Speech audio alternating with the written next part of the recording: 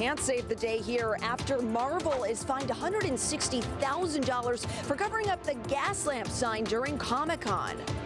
The defendant, accused of stealing a backhoe and going on a joyride in North Park, will stand trial. What we learned today about the alleged target and the motive. An earthquake 3,500 miles away, but for many San Diegans, it hit very close to home. Now the rush to get donations to those affected by the earthquake in Colombia. Construction continues on a pre-made fire-resistant home in Escondido. I have more on how they plan to finish it by the end of the week. And now just one win away from a chance to play in the Little League World Series.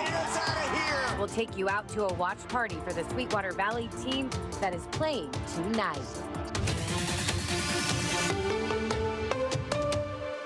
Comic-Con has come and gone, but it is still top of mind for the city of San Diego, which just issued a supersized fine of $160,000 against Marvel Studios for covering up the gas lamp arch. Good evening and thank you for joining us. I'm Carlo Cicchetto. I'm Stephanie Simmons in tonight for Marcella. The studio and its advertising partner covered up the arch to promote an upcoming Avengers movie. News 8's Steffi Roche joins us live now from the gas lamp corner with more on what we know so far. Steffi. Well, today the city confirmed this fine, telling me that they told the contractor that they couldn't install anything on the gas lamp sign here behind us. Now, some information from the city. They tell us that they told the contractor that when they saw the installation was underway, they say they told them again it was not allowed. They said they told the contractor they had to remove the installation on the sign, but the city claims the installation continued, which led to this fine. Now, the city tells us the San Diego Municipal Code was recently amended to increase the max amount of fines for administrative citations from $1,000 to $10,000. That went into effect on July 15th. Now, in a statement shared with News 8, the city tells us, quote, the city wants Comic-Con to be a fun and safe event for all attendees and has a responsibility to ensure temporary additions in the public right-of-way are installed safely. The city told this contractor weeks before the event that they were not allowed to install anything on the gas lamp sign. Likewise, when they had just started the install, city staff informed them once again that it was not allowed and directed them to safely remove it. They continued construction despite several additional reminders. The contractor knowingly created a safety risk and refused to address it and was cited and fined accordingly. Now, this started as a $10,000 fine, and tonight at 11, I'm going to have a breakdown on how that fine just continued to go up. I'll have a full breakdown on that tonight at 11. But we also reached out to Marvel and the Gas Lamp Quarter Association, but we're still waiting to hear back by showtime. But for now, reporting live from Gas Lamp, I'm Steffi Roche, News 8. All right, Steffi, thank you. The person accused of stealing a backhoe and taking it for a bizarre joyride in North Park will stand trial. That joyride was caught on video, and that video went viral online. And as News 8's Kelly Hessedal reports, there were some unexpected moments today in court. The defendant, Liam Quigley, goes by the pronouns she, her. She made that clear through her public defender today. Also, she apparently was fine with having her face on camera. The judge brought the issue up of potentially blurring it, but her public defender said no, she doesn't want that. My client is in the process of changing her name, and she would like there to be at least an AKA of Scooter Frank Lee, and the Lee is spelled L-E-I-G-H. Liam Quigley, also known as Scooter Frank Lee, rode into court on a knee scooter today, accused of stealing a backhoe and taking it on a joyride through North Park last month. Prosecutors say Quigley caused several thousands of dollars worth of damage, including damage to the Observatory North Park sign. San Diego police officer Sebastian Gamboa testified when he arrived on scene, Quigley was taking off her clothes. He said she made statements to him about protesting the war in Palestine and also told him this. This individual described the building where I recovered the backhoe, where I found him. He described the building as being transphobic. Photos of the damage were shown in court. Prosecutors also played a profanity-laced video of Quigley talking about destroying something. Let it be a shame if someone ran their car through this place. God. A manager for the Observatory North Park testified due to the historic nature of their building, the damage to their sign alone was more than $39,000. However, Quigley's public defender asked the judge to reduce the charges to misdemeanors. My client is 28 years old with no criminal history whatsoever. He noted Quigley has a job as an engineer and said this wasn't a planned out, sophisticated crime. But the judge denied that request and bound Quigley's case over for trial. Now, Quigley was released on her own recognizance. The judge allowed her ankle bracelet to come off. We learned today she lives in North Park. She was ordered to stay away from the observatory as well as the Friendly, and she's due back in court on August 25th. Kelly Hessedal, News 8. Thank you, Kelly. A man who repeatedly stabbed a pregnant woman at an ATM will spend the next 10 years in prison. Cole Klemke pleaded guilty to attempted murder for the June 2024 attack in Mira Mesa. The woman, who was 4 months pregnant at the time, fought Klemke off by kicking him, and then caused him to run away. She was hospitalized but released later that same day. She did not appear in person at today's sentencing, but did say in a remote statement that the stabbing's physical and emotional toll still weighs on her. Klemke was arrested the day after the attack. Prosecutors will be seeking the death penalty against the adoptive mother of an 11-year-old Spring Valley girl authorities say was starved and abused for years before her death. 53-year-old Leticia McCormack faces murder, torture, and child abuse charges in the 2022 death of Arabella McCormack. Prosecutors say she weighed only 48 pounds and had 15 healing fractures when she died. Leticia's parents are also charged, but will be tried separately. Prosecutors want life without parole for them. Both trials are expected to begin next year. Right now, search efforts are underway in Colombia, where there are reports of more than 4,000 people missing following a major earthquake there yesterday. The country's president has since declared a state of emergency. At least 181 people are dead and more than 2,500 others are hurt. The magnitude 7.4 quake is the strongest to hit the country in more than a decade. The force of it caused many buildings to crack and tumble.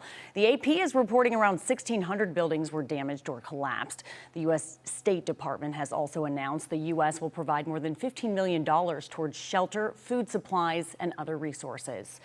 And San Diego has a strong Colombian community, and San Diegans are now stepping up to help. News 8's Steve Price reports from a restaurant in Sherman Heights where they are collecting donations for victims in some of the hardest hit areas. For many San Diegans, this is personal. They have family members living in neighborhoods where entire blocks were leveled. So they've talked to those relatives and they know how everything from toilet paper to toothbrushes are badly needed. These are the pictures Abigail Cardona woke up to Monday morning, the city of Cali in Colombia, where her family lives, devastated by the earthquake. Her cousin evacuated so quickly he left without his phone. So my aunt was freaking out because she couldn't get a hold of him, and she knew that some of the buildings had collapsed. They later sent her this video. Huge cracks in their walls, but fortunately no injuries. She knows they're among the lucky few. Hundreds dead, thousands missing, and aftershocks keep coming. It's pretty heartbreaking. I wasn't born there, but I've visited my entire life, so it's like my second home. And just seeing all these buildings, these places that I've been completely just collapsed, it's kind of surreal. And she's not alone. San Diego County is home to more than 11,000 Colombians. It's devastating. Andres Rodriguez moved here 27 years ago, but his parents are still there. For hours, he couldn't reach them. Fortunately, they too escaped without injuries. All they see is the devastation around them, like the houses collapse and all that stuff, dust, and my house, everything break inside. Andres is the manager at Antojitos Colombianos in Sherman Heights, where they are now collecting donations to send to earthquake victims. Trying to do something from my part to try and relieve a little bit the pain they're suffering right now. Rice, canned food, bandages, all of this donated by Abigail, who also plans to send money. The earthquake may have shaken her family's hometown, but Abigail and other San Diegans are doing their part to make sure it doesn't break their spirit. I think it's a part of the Colombian culture. It's like the community. We help each other. We know how times can get so hard, and we know what it's like to suffer and try to dig yourself out of hard situations. So we're always there for each other, and we're always willing to give a little bit more. If you would like to make a donation, the restaurant Antojitos Colombianos is located at 2040 Imperial Avenue, and they'll be accepting those donations until 7 p.m.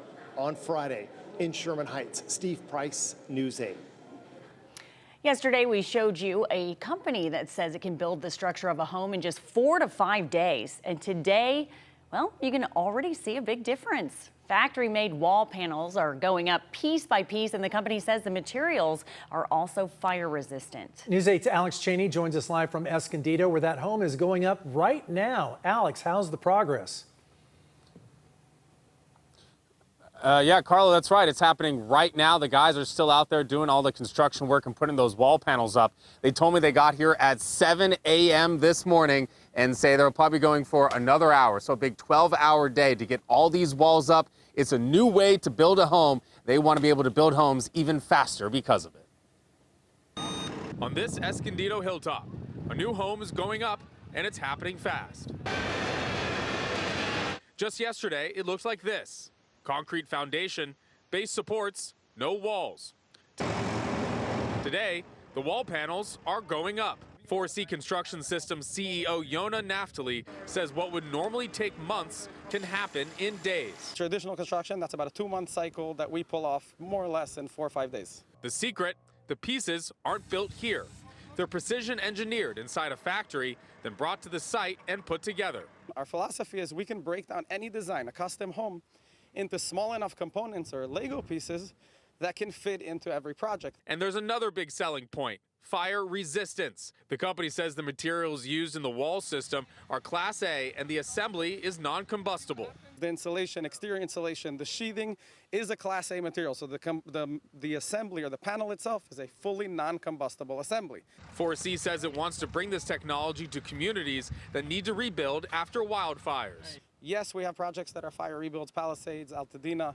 We see those as not only the places that need them the most, we see that as really core to our mission, right? Deliver these people a house that will be a forever home, that will last the next event that unfortunately is likely to happen. The company says a custom home like this can cost around $60 to $70 per square foot, which it says is well below the national average. Custom single-family home, that gets better and better as we get to do more repetitive designs and bigger projects.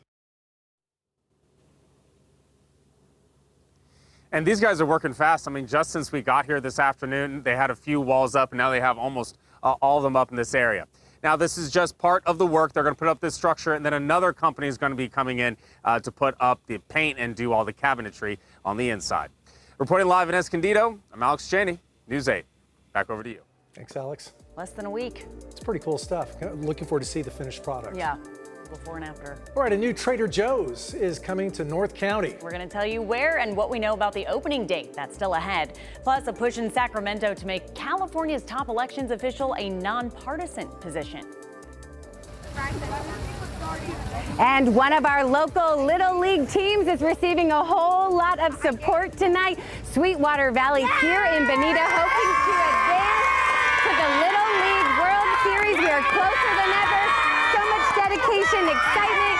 Keep it here after the break.